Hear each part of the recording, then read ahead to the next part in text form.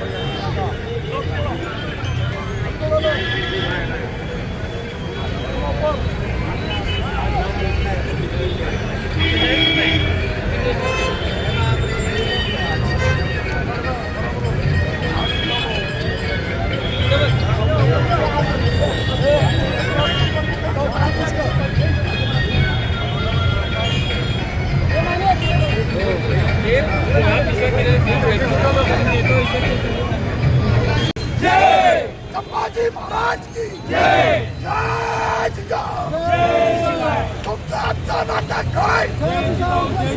हात साफ एक है, हात साफ एक है, हात साफ एक है।